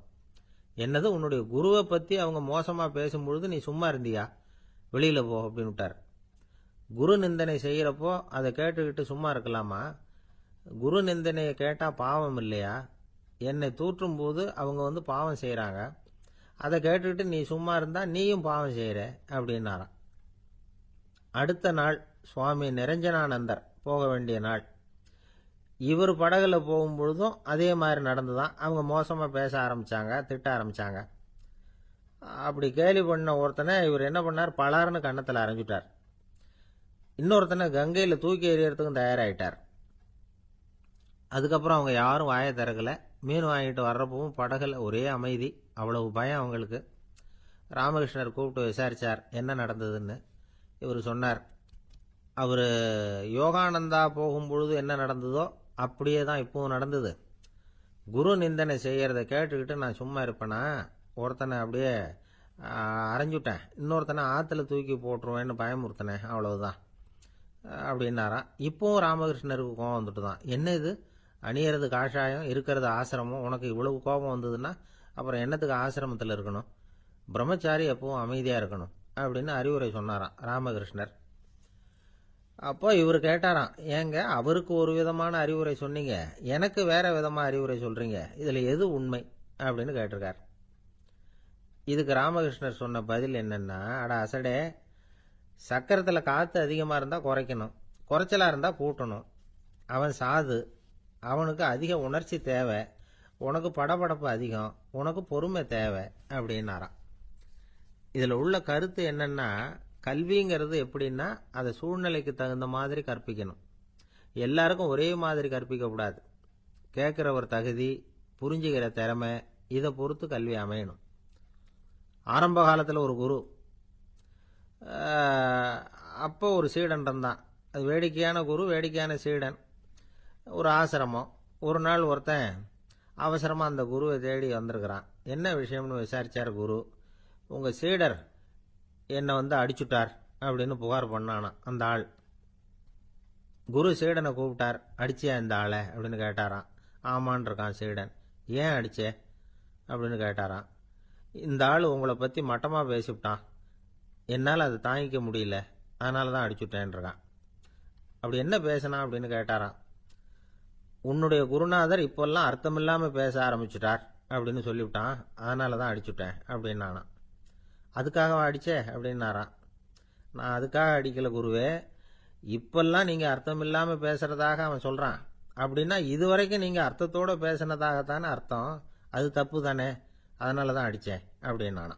பந்திக்கு முந்தர ஆசாமிகள் நம்மள பல பேர் உண்டு. அப்படி முந்தறதுக்கு கூட முயற்சி பண்ணுறவங்க நிறைய பேர் இருக்கிறாங்க. இதில் என்ன ஒரு விஷயம்னா, பந்திக்கு முந்துறது கூட தப்பு இல்லை. ஆனால் அப்படி ஒரு விருந்தில் ஆளாக போய் உட்காந்து சாப்பிட்டா கூட வெளியில் வர்றப்ப என்ன பெரிய விருந்து வச்சுட்டான், சாம்பாரில் உப்பு இல்லை, ரசத்தில் காரம் இல்லை அப்படின்னு குறை சொல்லிகிட்டே வர்றது இருக்கு பாருங்க, அது சரியில்லை, நாகரிகமும் இல்லை. கல்யாண பத்திரிகையில் என்ன போட்டிருக்குது, என் பொண்ணுக்கும் இன்னார் பையனுக்கும் கல்யாணம், எல்லாரும் குடும்பத்தோடு வந்திருந்து மணமக்களை வந்து ஆசீர்வதிக்கணும், இப்படி தானே போட்டிருக்கோம். குடும்பத்தோடு வந்து விருந்து சாப்பிட்டு சாப்பாடு எப்படி இருக்குன்னு அபிப்பிராயம் சொல்லிவிட்டு போங்க அப்படின்னா போட்டிருக்கு கல்யாண பத்திரிகையில். ஒருத்தர் வீட்டு விசேஷத்துக்கு போயிருக்கோம்னா எவ்வளவோ அசௌகரியங்கள் நமக்கு ஏற்படலாம். ஏராளமான கூட்டம் வந்திருக்கும். எல்லாரையும் அவங்க வந்து தனித்தனியாக கவனிச்சிக்கிட்டு இருக்க முடியாது. நாம தான் அனுசரித்து நடந்துக்கணும். நாமளா போய் வாழ்த்த வேண்டியவங்களை வாழ்த்தி விட்டு வந்து சேரணும். அதை விட்டுட்டு பத்திரிக்கை கொடுத்தானேன்னு போனேன், கவனிப்பே சரியில்லை அப்படின்னு புலம்பிக்கிட்டு இருக்கக்கூடாது. ஒரு விருந்துக்கு போனால் அங்கே எப்படி நடந்துக்கணும் அப்படிங்கிறத பற்றி கூட அனுபவசாலிகள் சில விவரங்கள்லாம் சொல்லியிருக்கிறாங்க. இந்த காலத்தில் கல்யாணம், பிறந்த நாள், அது இதுன்னு நிறைய விருந்துகள் நடக்குது. அதெல்லாம் எதுக்காக? மனித உறவுகளை வளர்த்துக்கிறதுக்காக தான், வேற எதுக்கு? ஒரு விருந்துக்கு போனால் அமைதியாக பொறுமையாக போய் உட்காரணும். அடித்து பிடிச்சிக்கிட்டு இடத்த பிடிக்க போகிறேன் அப்படின்னு நிற்கக்கூடாது. முதல் பந்தி நடந்துக்கிட்டு இருந்தால் அது முடிஞ்சு இலை எடுத்து சுத்தம் பண்ணதுக்கு அப்புறம் போய் உட்கார்றது தான் நாகரீகம். இலை எடுக்கிறதுக்கு முன்னாடியே அங்கே போய் உட்காந்தா நல்லா இருக்காது. நீங்கள் சாப்பிட்டுட்டு உட்காந்துருக்கீங்களா, சாப்பிட்றதுக்கு உட்காந்துருக்கீங்களா, பார்க்குறவங்களுக்கு சந்தேகம் வந்துடும். அதே மாதிரி இலையில எல்லா ஐட்டமும் பரிமாறினதுக்கு அப்புறம் சாப்பிட ஆரம்பிக்கணும். ஒவ்வொரு ஐட்டமாக வைக்க வைக்க நாம் பாட்டுக்கு எடுத்து உள்ளே தள்ளிகிட்டே இருந்தோம்னா எதை வச்சோம் எதை வைக்கலன்னு பரிமாறினவரே குழம்பி போயிடுவார். ஏன்னா எப்போ பார்த்தாலும் இலை காலியாகவே இருக்கும். சாப்பிட்றப்போ உங்கள் சாப்பாட்டையே நீங்கள் கவனிக்கணும். அடுத்தவங்க இலையில என்ன இருக்குது, பக்கத்தில் இருக்கிறவர் எதை அதிகமாக சாப்பிட்றார், இதெல்லாம் நமக்கு என்னத்துக்கு? எல்லாரும் சாப்பிட்டு முடிக்கிற வரைக்கும் பொறுமையாக இருக்கிறது தான் நல்லது. நீங்கள் மட்டும் திடீர்னு பாதியில் எழுந்திரிச்சு பக்கத்தில் இருக்கிறவங்களுக்கு சங்கடமாக இருக்குமேங்கிறதெல்லாம் யோசிக்காமல் நீங்கள் பாட்டு எழுந்திரிச்சு போகக்கூடாது. பக்கத்தில் உள்ளவங்க உங்களை எழுந்திரிக்க சொன்னால் எழுந்திரிச்சு போகலாம். விருந்துகளில் சாப்பாட்டை வீணாக்கிறதே ஒரு நாகரிகமாக போட்டுது. இந்த காலத்தில் சாப்பாட்டுக்கே கஷ்டப்பட்டுக்கிட்டு பல பேர் இந்த உலகத்தில் இருக்கிறப்போ சாப்பாட்டை வீணாக்கிறது எவ்வளோ பெரிய மோசங்கிறத நினச்சி பார்க்கணும். வேணுங்கிற அளவுக்கு கேட்டு வாங்கி சாப்பிட்றது தான் முறை. விருந்தில் இந்த பஃபே அப்படின்னு சொல்லி ஒரு முறை சொல்கிறாங்கல்ல, அதாவது உணவு வகைகளையெல்லாம் பொதுவாக ஒரு இடத்துல வச்சுடுறது, நமக்கு தேவையானதை நாமே எடுத்து ஒரு தட்டில் போட்டுக்கிட்டு சாப்பிட வேண்டியது. இதில் கூட சில பேர் தேவைக்கு அதிகமாக எடுத்து போட்டுக்கிட்டு வீணாக்குறாங்க. சில சமயம் வந்து கடைசியாக சாப்பிட போகிறவங்களுக்கு எல்லா ஐட்டமும் கிடைக்காம போகலாம். அதை போய் பெருசு பண்ணிகிட்டு இருக்கக்கூடாது. என்ன சார், இந்த அளவுக்கு கூடவா நாகரிகம் தெரியாமல் இருக்கிறோம், இதை போய் பெருசாக சொல்ல வந்துட்டீங்களே அப்படின்னு நினைக்கலாம். ஒருத்தர் 2 பேருக்கு இந்த விவரம் தேவைப்படலாம். அவங்க காதலையும் இது விழட்டுமேங்கிறதுக்காக தான் இது. ஒரு பெரிய கல்யாண விருந்து நடந்துக்கிட்டு இருந்தது. விருந்து மண்டபத்து வாசலில் ஒருத்தர் நின்றுக்கிட்டு வர்றவங்களையெல்லாம் ரொம்ப மரியாதையாக வணங்கி உள்ளே அனுப்பி வச்சுக்கிட்டு இருந்தார். எப்படி தெரியுமா? வர்றவங்க கையெல்லாம் பிடிச்சி முத்தம் கொடுத்து அதுக்கப்புறம் உள்ளே அனுப்பி வச்சுக்கிட்டு இருந்தாராம். கூட்டம்லாம் முடிஞ்சதுக்கப்புறம் அவர்கிட்ட போய் கேட்டிருக்கிறாங்க, சார், நானும் எவ்வளவோ விருந்துகளுக்கு போயிருக்கிறேன், இருந்தாலும் இவ்வளவு மரியாதையாக வர்றவங்க கைக்கெல்லாம் முத்தம் கொடுத்து வரவேற்கிறத இங்கே தான் பார்க்குறேன் அப்படின்னு சொன்னாங்க. அதுக்கு அவர் சொன்னார், அட போங்க சார், நான் முத்தம் கொடுக்கல, முந்தின பந்திக்கு வந்து சாப்பிட்டவங்களே அடுத்த பந்திக்கும் வர்றாங்களான்னு மோந்து பார்த்து அனுப்பி வச்சுக்கிட்டு இருந்தேன் அப்படின்னார். ஒருத்தர் ரொம்ப அவசரமாக போய்கிட்டு இருந்தார். எங்கே சார் போகிறீங்கன்னு கேட்டோம். எனக்கு வேண்டியப்பட்ட ஒருத்தருக்கு குழந்தை பிறந்திருக்கிறதாக செய்தி வந்திருக்கு, அதுதான் ஆஸ்பத்திரிக்கு போயிட்டுருக்கேன், பார்த்துட்டு வரலாம்னு அப்படின்னார். அப்படின்னா கொஞ்சம் இப்படி உட்காருங்க அப்படின்னோம். சில விவரம்லாம் சொல்கிறேன், கேட்டுக்கிட்டு போங்க அப்படின்னோம். உட்காந்தார். அப்புறம் சொல்ல ஆரம்பித்தோம். புதுசாக பிறந்திருக்கிற ஒரு குழந்தைய பார்க்க போகிறதுன்னா அது சாதாரண விஷயம் இல்லை. அதில் ரொம்பவும் கவனமாக நடந்துக்கணும். புது குழந்தைக்கு நோய் சுலபமாக தொற்றும். முக்கியமாக காற்று மூலமாக பரவுகிற நோய்கள் சுலபமாக வந்துடும். அதனால் நமக்கு உடம்பு சரியில்லைன்னா குழந்தைய விட்டு கொஞ்சம் தள்ளியே இருக்கிறது தான் நல்லது. பெரியவங்களை பொறுத்த வரைக்கும் சாதாரணமாக உள்ள ஒரு கிருமி கூட குழந்தைய பொறுத்த வரைக்கும் ரொம்ப மோசமான ஒரு கிருமியாக இருக்கும். சில வெளிநாடுகளில் எப்படி தெரியுமா, பிறந்த குழந்தை தூங்கிக்கிட்டு இருக்கிற ஒரு ரூமுக்கு போகணும்னா போகிறவங்க வந்து முகமூடி போட்டுக்கணும், காலணிகளை மாற்றிக்கணும், அவ்வளவு சுத்தமாக உள்ளே போய் பார்த்துட்டு வரணும்.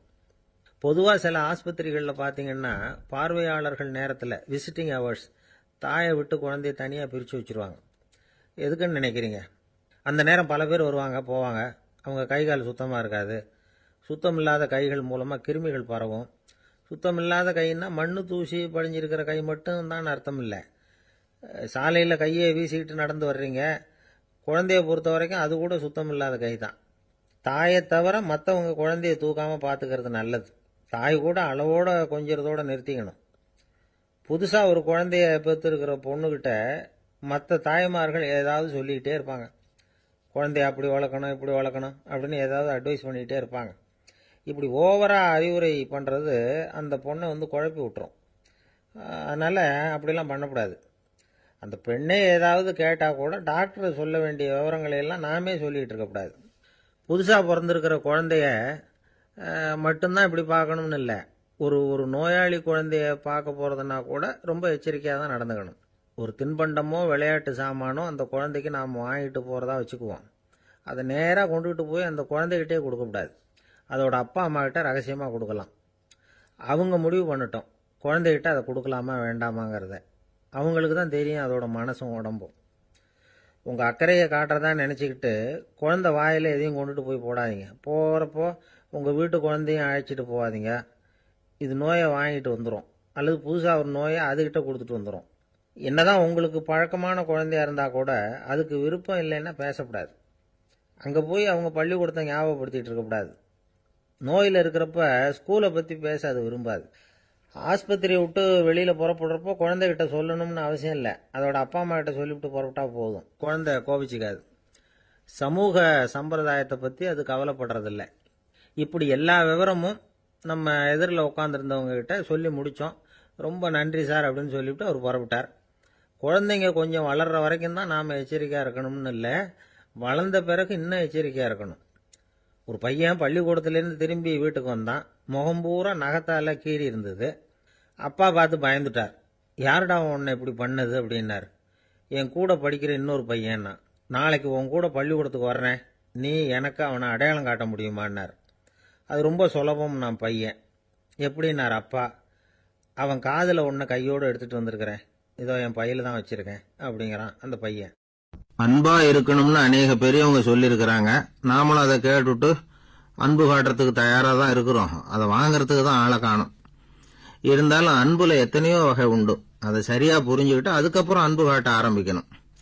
வகையை புரிஞ்சுக்காம அன்பு காட்டினா வம்புல மாட்டிக்க வேண்டியதுதான். அன்புன்னா சாதாரணமா நினைச்சு விடாதீங்க. அதுல எவ்வளவு விதம் தெரியுமா? இரக்கம், கருணை, காருண்யம், பந்துத்துவம், பட்சம், பாசம், நேசம், விசுவாசம், அபிமானம், காதல், பக்தி, இப்படி பல விதமா அதை பத்தி சொல்லி வச்சிருக்கிறாங்க பெரியவங்க. இந்த வார்த்தைகள்லாம் நாம கேள்விப்பட்டதுதான். இருந்தாலும் அதுகளுக்குள்ள என்ன வித்தியாசம்னு கேட்டா சரியா சொல்ல தெரியாது. அதனால இந்த வார்த்தைகளுக்கெல்லாம் பெரியவங்க என்ன விளக்கம் சொல்றாங்கன்னு இப்ப பார்க்கலாம். எளியவர்கள் மேல செலுத்துற அன்பு இருக்கு பாருங்க, அதுக்கு இரக்கம்னு பேரு. அறிவு பலம், சரீர பலம், இது ரெண்டும் இல்லாதவங்க மேல, அதாவது வலிமையற்றவர்கள் மேல செலுத்துற அன்பு இருக்கு பாருங்க, அதுதான் கருணை. எறும்புல இருந்து யானை வரைக்கும் சகல ஜீவராசிகள் மேலேயும் காட்டுற அன்புக்கு காருண்யம்னு பேரு, ஜீவகாருண்யம். சிவி சக்கரவர்த்தி காட்டின அன்பு இந்த ரகம். உறவினர்கள், சொந்தக்காரங்க, அவங்க வசதியா இருந்தாலும் வறுமையில் இருந்தாலும் வித்தியாசம் இல்லாம காட்டுற அன்பு இருக்கு பாருங்க, அதுக்கு பேரு பந்துத்துவம். ஒரு எஜமானன் வேலையாள்கிட்ட காட்டுற அன்பு இருக்கு பாருங்க, அதுக்கு பேரு தான் பட்சம். அவனும் தன்னை மாதிரி மனுஷன்தாங்கிற நினைப்பு வேணும். ஒரு தாய் தன்னுடைய குழந்தை மேல, ஒரு குழந்தை தன்னுடைய தாய் மேல செலுத்துற அன்புக்கு பாசம்னு பேரு. ஈருடல் ஓர் உயிர்னு நினைக்கிறது இது. ராமரும் கௌசலையும் இதுக்கு உதாரணம். தம்மை ஒத்த நண்பர்கள் கிட்ட செலுத்துற அன்புக்கு நேசம்னு பேரு. வயசு, செல்வம், அந்தஸ்து இந்த வித்தியாசமெல்லாம் பார்க்காம அவங்க சுக துக்கத்துல சமபங்கு எடுத்துக்கிறது இது. கிருஷ்ணன் குசேலர்கிட்ட காட்டினது இந்த ரகம். வேலை செய்யறவன் முதலாளி கிட்ட காட்டுற அன்புக்கு விசுவாசம்னு பேரு. தேசத்து மேலையும் தாய்மொழி பேர்லையும் செலுத்துற அன்புக்கு அபிமானம்னு பேரு. தேசாபிமானம்னு சொல்றமே இதுதான்.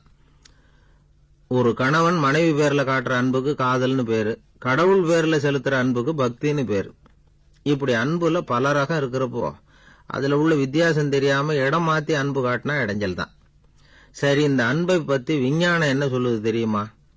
இதயத்தை பாதுகாக்கிறதுக்கு முக்கியமா தேவைப்படுற ஒண்ணு இந்த அன்புதான்னு சொல்லுது. நெதர்லாந்து விஞ்ஞானிகள் இதை ஆராய்ச்சி பண்ணியே கண்டுபிடிச்சிருக்கிறாங்க. கொஞ்சம் முயல் குட்டிகளை 2 பிரிவா பிரிச்சாங்க. 2 குரூப்புக்கும் கொழுப்பு அதிகமா உள்ள ஆகாரத்தையே கொடுத்துட்டு வந்தாங்க.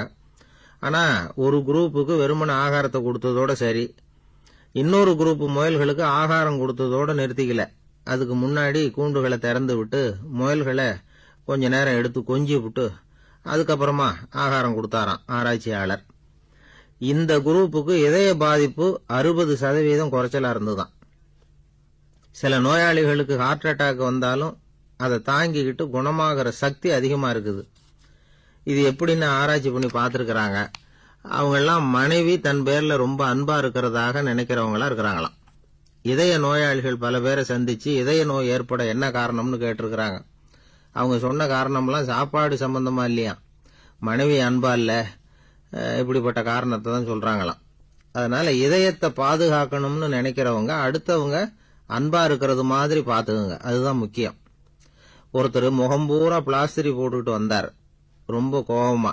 என்னங்க ஆச்சுன்னு விசாரிச்சேன். எல்லாம் உங்களால தான் சார்னார். விவரமா சொல்லுங்களேன். என்ன உங்க தகவலை கேட்டுட்டு ஒரு பூனைக்குட்டியை கையில எடுத்தேன், அன்பா அதை தடவி கொடுக்கறதுக்காக. ஆனா அது முந்திக்கிட்டது, அது என் முகத்தை தடவி கொடுத்துட்டுது, முகம் பூரா நகை கீறல், அதுதான் இப்படி அப்படின்னார்.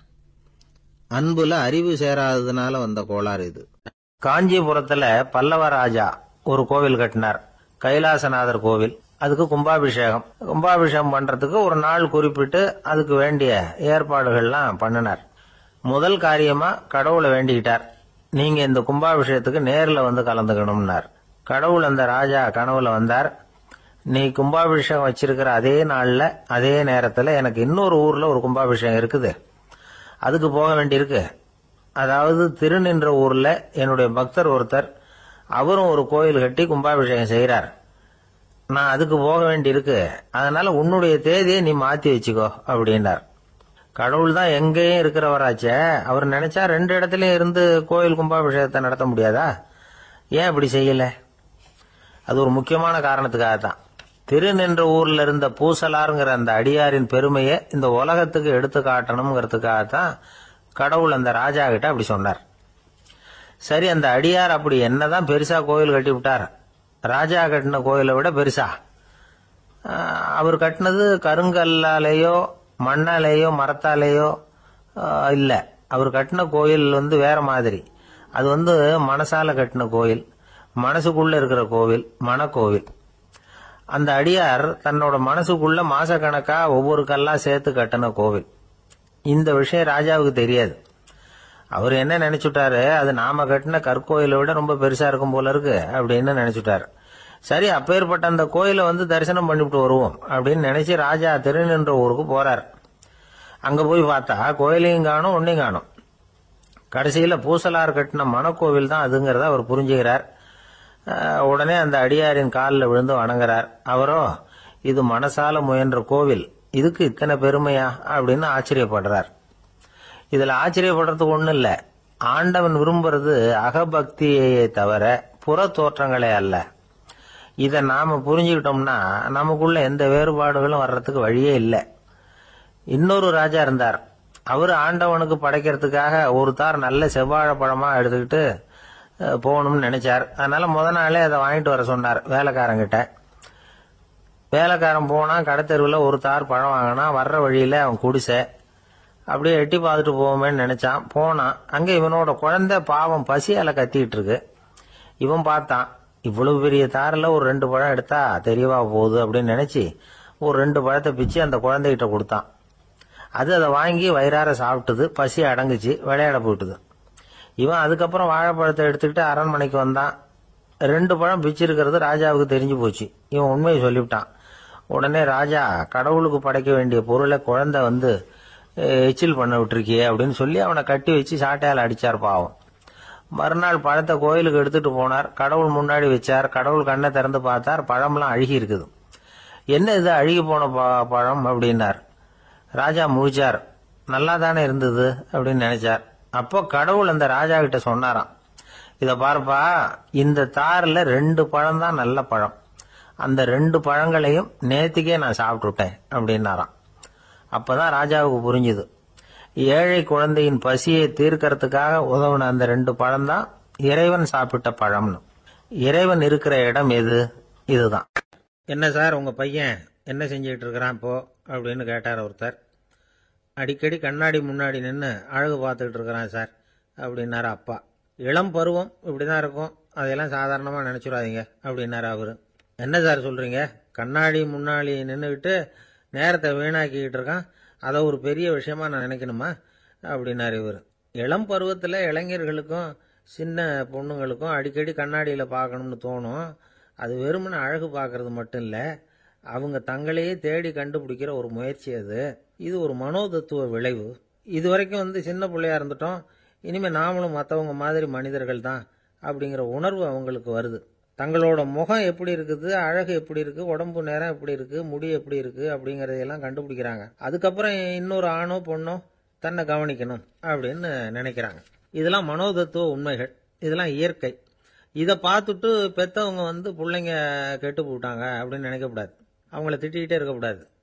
இன்னைக்கு பல குடும்பங்கள்ல இதுதான் நடந்துகிட்டு இருக்குது. மனுஷ வாழ்க்கையிலேயே இப்படியும் இல்லாத அப்படியும் இல்லாத ஒரு பருவம் இளம் பருவம். 13லேருந்து 19 வயசுக்கு உட்பட்ட ஆண்கள் பெண்கள் இந்த வகையை சேர்ந்தவங்க, டீனேஜ் குரூப். இவங்கள சின்னவங்கன்னு நினைச்சிட முடியாது, பெரியவங்கன்னு நினைச்சிட முடியாது. இவங்க ரொம்ப சென்சிட்டிவ். சமூகம் நினைச்சா இவங்களை நல்லவங்களாவும் ஆக்கலாம், கெட்டவங்களாவும் ஆக்கலாம். கொஞ்சம் அக்கறை எடுத்துக்கிட்டா பெரிய பெரிய மேதைகளையும் விஞ்ஞானிகளையும் உருவாக்கலாம். ஆனால் நடக்கிறது என்ன தெரியுமா, அநேகமாக இவங்களை யாருமே சரியாக புரிஞ்சுக்கிறது இல்லை, இவங்களை சரியாக நடத்துறதும் இல்லை. இது வரைக்கும் நாம் சொல்கிறத கேட்டுக்கிட்டு இருந்தான், இப்பெல்லாம் அவன் இஷ்டத்துக்கு நடக்க ஆரம்பிச்சுட்டான் அப்படின்னு வருத்தப்படுற பெற்றோர்கள் அதிகம். இது வருத்தப்படுற விஷயம் இல்லை, சந்தோஷப்பட வேண்டிய விஷயம். உங்கள் புள்ள சொந்தமாக யோசிக்க ஆரம்பிக்கிறதும் நடந்துக்க ஆரம்பிக்கிறதும் ஒரு தப்பான விஷயமா? அவன் கடைசி வரைக்கும் உங்கள் பேச்சையே கேட்டுக்கிட்டு இருக்கணுங்கிறது என்ன நியாயம்? இன்னைக்கு இளைஞர்களை பெரியவங்க தப்பாக புரிஞ்சுக்கிட்டு தவறாக நடத்துறதுனால தான் அவங்களுக்கு வெறுப்பு, எரிச்சல், மனக்கசப்பு எல்லாம் உண்டாகுது. பெற்றவங்க சரியாக மதிக்கிறது இல்லை அப்படிங்கிற ஒரே காரணத்தினாலேயே வீணா போகிற பிள்ளைங்க இன்னைக்கு அதிகம். சரி, பெற்றவங்களுக்கு இன்னைக்கு என்னதான் புத்தி சொல்ல வர்றீங்க அப்படின்னு கேட்குறீங்களா? நாம எதையும் சொல்ல வரல, ஆனால் அது சம்பந்தமான சில நிபுணர்கள் சொல்லி இருக்கிறத உங்க காதில் போட்டு வைக்கலாம். அது என்னன்னா, பிள்ளைங்க கிட்ட அன்பு செலுத்துங்க. குழந்தையா இருந்தப்போ எவ்வளவு பாசமா இருந்தீங்க, வளர வளர அதை ஏன் குறைச்சிக்கிறீங்க? பெற்றவங்களின் அன்பான வார்த்தைகளுக்கு ஏங்குறவங்க தான் இன்றைய இளைஞர்கள். அவங்க எதை சொன்னாலும் அதை அக்கறையாக காது கொடுத்து கேளுங்க, அலட்சியப்படுத்தாதீங்க. அவங்க விரும்புறது உங்ககிட்ட இருந்து ஒரு மதிப்பு, மரியாதை, அங்கீகாரம், இவ்வளவுதான். அவங்க அவங்களாவே முடிவுகள் எடுக்கட்டும், அதுக்கு நீங்க உதவியா இருங்க, அது போதும். மற்றவங்க முன்னாடி, முக்கியமா அவங்க நண்பர்கள் முன்னாடி அவங்கள பத்தி மட்டமா பேசாதீங்க. அவங்க கிட்ட பொய் சொல்லக்கூடாது.